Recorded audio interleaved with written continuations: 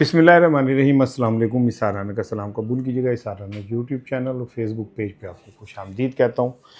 अल्लाह ताला आप पे हमेशा मेहरबान रहें, अल्लाह आपका हामी और नासिर हो, शाद रहें, आबाद रहें और जिस काम में भी हाथ डालें अल्लाह उसमें बरकत दे।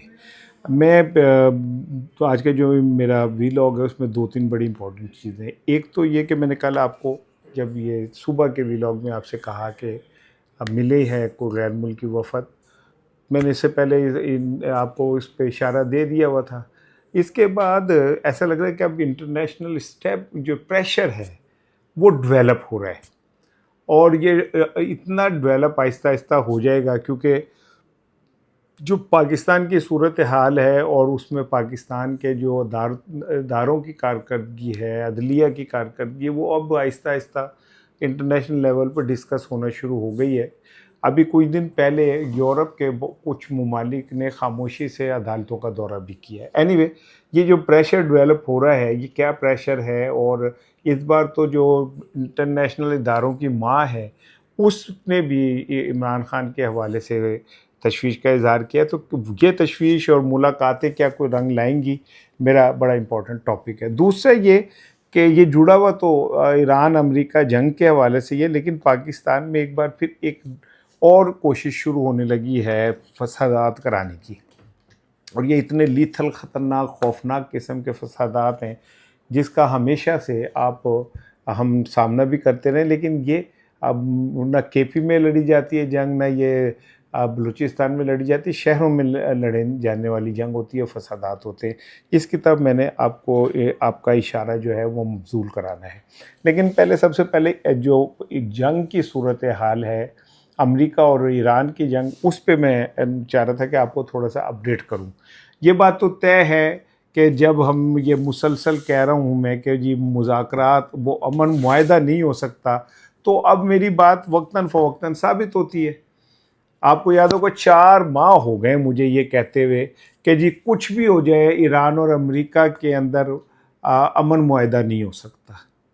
अच्छा, बहुत सारे लोग जो बड़े तजिया निगार हैं वो ये कहते हैं कि जी हो रहा है, हो गया है, यूं हो गया वो गया। मैं कहता था कख नहीं होया, तीला नहीं टूटिया दोवां के दरमियान। तो मेरी बात को कोई इतना शायद वो नहीं लेता था, असी गरीबा दे बाल है गया ना, इसलिए शायद इंज होंदा है। लेकिन ताज़ा तरीन जो सूरत हाल है वो ये है कि अमेरिका ने 90 ईरानी मुकामात पे आज हमला किया है। जो इब्तिदाई इतलात हैं उसके मुताबिक दर्जनों लोग शहीद हुए हैं और कुछ 100 के करीब लोग ज़ख्मी हुए हैं। अब वो ये 90 मुकामात पे जो हमला हुआ, ये पहले जो हमले हुए हैं उनसे कहीं ज़्यादा हैवी और जिसे कहना चाहिए तबाहकुन है। ईरान ऑलरेडी टूट फूट का शिकार है। ऑलरेडी आपके इल्म में है कि ईरान में इमारतों को तबाह कर दिया गया, उनका इंफ्रास्ट्रक्चर तबाह कर दिया गया है। लेकिन इसके बावजूद अमेरिका की अपनी जो उसकी असल भयानक शक्ल है, घटिया गलीज़ शक्ल है, वो बार बार सामने आ रही है। लेकिन अब सवाल ये पैदा होता है, पहले मैं आ जाऊँ इसकी तरफ कि जो इतलात है उसके बाद पासदाराने इनकलाब ने भी रद्दअमल दिया। बहरे असवद में एक अमरीकी जो बहरी बेड़ा था जो उन्होंने किराए पे लिया था, उसके ऊपर ड्रोन हमला हुआ है। फिर ईरान ने इस जंग को पूरे खलीज में फैला दिया है। उर्दन में जो अमेरिका का सबसे बड़ा बहरी जो सबसे बड़ा अड्डा है उसके ऊपर हमला हुआ, और इतलात यह हैं कि वो तबाह हो गया, वहाँ आग लग गई और सब कुछ उड़ के रह गया है। दूसरी जानिब ईरान ने उर्दन में भी किया, फिर उसके बाद कतर में किया है, फिर बहरीन में किया है, जिसके बाद आप समझ लें कि खलीज में पूरे में जो है वो जंग अपने अरूज पे पहुंच चुकी है। अच्छा, मैं आपको इत्तलान कह रहा हूँ कि जिनके पास मोटरसाइकिलें हैं, जिनके पास गाड़ियाँ, टंकियाँ फुल करा लो भाईजान, और पानी की टंकियाँ खाली करें, उसमें भी पेट्रोल भरवा लें भाई, क्योंकि जब जंग दुनिया में किसी कोने में छिड़ती है तो सब तो पहले पाकिस्तानी तेल महंगा होता है। तेल की कीमत फिर $79 पे चली गई, हालांकि ये अभी भी कम तरीन है। इमरान खान के दौर में $120 के ऊपर गई थी। जब इमरान खान ने $155 का पेट्रोल बेचा था ना, तो तब $120 के ऊपर थी, और आज 79 के ऊपर है। तो हम जनाब पेट्रोल हमारा जो है वो को तकरीबन $300 का भी पेट्रोल अब $300 का है। تو اب جیسے ہی یہ جنگ مزید بڑھے گی تو وہ کہتے ہیں نا چاند گئے ہیں کتوں پہ بھاری، تو بھائی جناب پیٹرول مہنگا ہونا ہے تو پاکستانیوں کی جان مصیبت ہی چاہ جانی ہے. لہٰذا بہتر یہ ہے کہ پہلے ہی آپ پیٹرول ڈلوا لیں. لیکن میرا اب سوال جو سب سے امپورٹنٹ سوال ہے وہ یہ کہ یہ جو امن معاہدہ ہوا تھا اور یوں کر کے سب نے یوں کر کے دکھایا تھا، شہباز شریف صاحب نے بھی دکھایا تھا، وہ لوگ کہتے ہیں کہ جو انہوں نے دکھایا تھا وہ اصل والا تو تھا ہی نہیں، کیونکہ اصل والے کے نیچے تو صرف 2 دستخط کی جگہ تھی، اس کے نیچے تھلے بہت کچھ تھا. تو لیکن چلیں جو بھی دکھایا انہوں نے وہ کر کے تصویر بھی بنوائی. اب وہ ممالک جو اس معاہدے کے گارنٹر ہیں یا ثالث ہیں، ان کا رول کیا ہوگا؟ کیا پاکستان اور قطر اس پوزیشن میں ہیں کہ امریکہ کو کہیں کہ امریکہ شرم کر، ڈونلڈ ٹرمپ تو شرم کر؟ ڈونلڈ ٹرمپ ذہنی طور پہ اتنا بہک گیا ہے کہ اس نے اس دن، اب مجھے نہیں پتا اے آئی کی ہے کہ یہ واقعی اوریجنل ہے، جس میں اس نے کہا کہ اسلامک ریپبلک جاپان، جو اس نے کہا. تو مجھے ایسا لگتا ہے کہ ڈونلڈ ٹرمپ کی ذہنی صحت درست نہیں ہے. اور مجھے ایسا بھی لگتا ہے کہ اس جنگ میں جو پٹرول والے ممالک ہیں ان کے اپنے مفادات بھی بہت وابستہ ہیں، کیونکہ پٹرول جتنا نیچے گرے گا ان کے اکانومی اور ان کی انکم پہ فرق پڑے گا. یہی وجہ کہ کچھ دنوں بعد جنگ کو بڑھایا جاتا ہے تاکہ پٹرول کی قیمت پھر اوپر آئے، اور اسی چکر میں لوگوں کی دہاڑیاں لگ جائیں.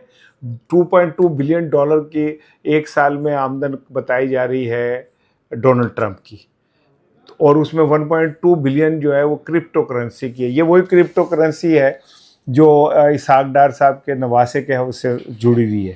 اچھا، اس میں وہ جو 8 ملزمان گرفتار ہوئے ہیں ان میں سے چند ملزمان کے جو وکیل ہیں ان کی ایک گفتگو میں سن رہا تھا. اس میں انہوں نے کہا کہ جو میرے کلائنٹ ہیں وہ بڑے غریب لوگ ہیں، تو میں ان کے لیے کہہ رہا ہوں کہ جو اوپر کلائنٹ بیٹھے ہوئے ہیں، ہم جو ملزم ہیں وہ کیونکہ طاقتور ہیں اور امیر ہیں، ان کو ہر طرح کی فیسلٹی حاصل ہے، لیکن میرے کلائنٹ کیونکہ غریب ہیں اس لیے ان کے ساتھ ظلم ہو رہا ہے. تو کسی نے ان سے سوال کیا کہ بھائی انہوں نے تو زیادتی کی ہے یہ وہ، تو انہوں نے کہا جی وہ کیسے کر سکتے ہو، تو ملازم ہیں ان کے، اور آپ کہہ رہے ہیں کرپٹو کرنسی کا جھگڑا ہے، تو میرے جو وکیل وہ ہیں کلائنٹ ہیں وہ تو اتنے غریب ہیں کہ میری فیس نہیں دے سکتے، وہ کرپٹو کرنسی میں کہاں پہ انوالو ہو جائیں گے؟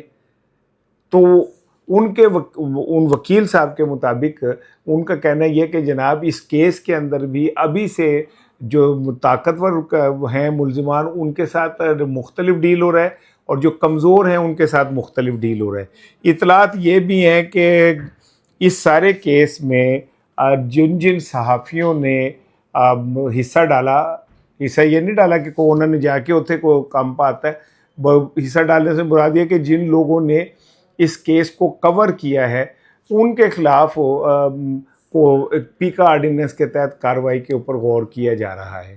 14 کے قریب نام ہیں، اور ان ناموں میں اکثریت جو ہے وہ نوجوان صحافیوں کی ہے.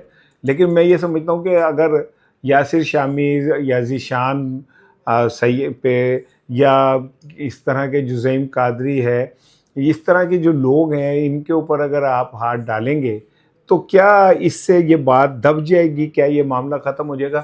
بالکل ختم نہیں ہوگا. لیکن میں پھر واپس اسی جگہ آتا ہوں کہ بھائی جان یہ کہ جن لوگوں نے اس معاہدے کے اندر ایران اور امریکہ کے درمیان ثالث کا کردار ادا کیا، وہ خاموش کیوں ہیں؟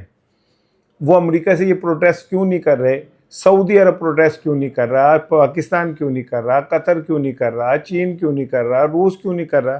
کہ جب ایک جنگ ٹھنڈی ہوتی ہے تو تم اس کے ساتھ ہی تم پھر اس جنگ کو بھڑکا دیتے ہو، اور پھر خطے میں آگ بھڑکا دیتے ہو. تم قاتل بھی ہو، دہشت گرد بھی ہو، بدماش بھی ہو، اور بے شرم بھی ہو.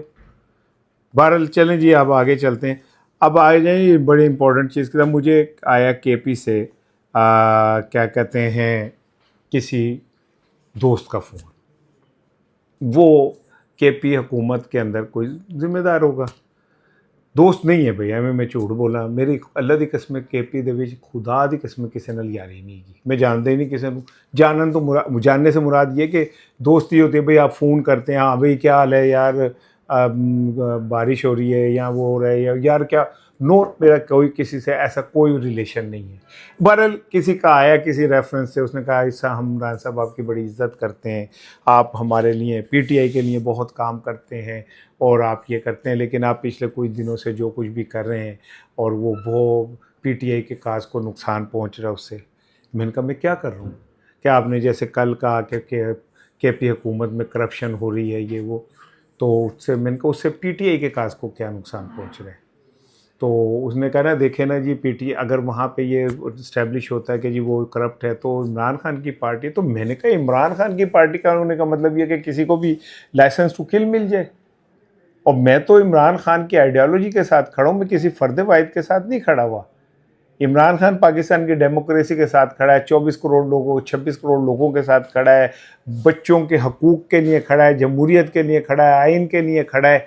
और वो इतनी तकलीफ़ें बर्दाश्त कर रहा है कि आज 50 को छू रही है गर्मी, ठीक है। वो उस बंद कमरे के अंदर जहाँ से डायरेक्ट धूप आती है, वो अंदर बैठा हुआ किस जुर्म की सज़ा ले रहा है? इस जुर्म की कि तुम लोगों ने उनके उसके नाम पे वजारतें हासिल करके और लूट मार की इंतहा कर दी है तुमने। तो क्या तुम इमरान खान से मुखलिस हो? क्या इमरान खान के काज को तुम सपोर्ट कर रहे हो? मेट्रोपॉलिटन ईस्ट वेस्ट जो है उनका, उसका एक छोटा सा मैंने कहा सुन लो कि वहाँ पे जो बोली लगी वो थी 3 करोड़, कोई 28 लाख की 3.5 करोड़ कर लें। जो वहाँ का डायरेक्टर है उसने जो कंपनियों को नोटिस भेजे वो 10-10 करोड़ के भेजे। भाई किस तरह भेजते तू? फिर तू वसूल भी कर ले, फिर तो उन्होंने मल्टीनेशनल कंपनियों और दुकानदारों को तुम तड़ियाँ भी लगाते हो और वो वहाँ से भाग गई, तो फिर किसका नुकसान होगा? इमरान खान तो इन्वेस्टमेंट लेके आता था। तुम में और शहबाज शरीफ में क्या फ़र्क रहा? फिर शहबाज शरीफ के दौर में भी कोई इन्वेस्टमेंट नहीं आ रही और तुम्हारे दौर में भी तुम अगर जो आ रही है उसे भेज रहे हो। एनीवे मैंने ये MS7 एक बात की, भाई मैं इमरान खान के साथ खड़ा हूँ, बिल्कुल खड़ा हूँ, लेकिन मैं किसी करप्शन के साथ नहीं खड़ा।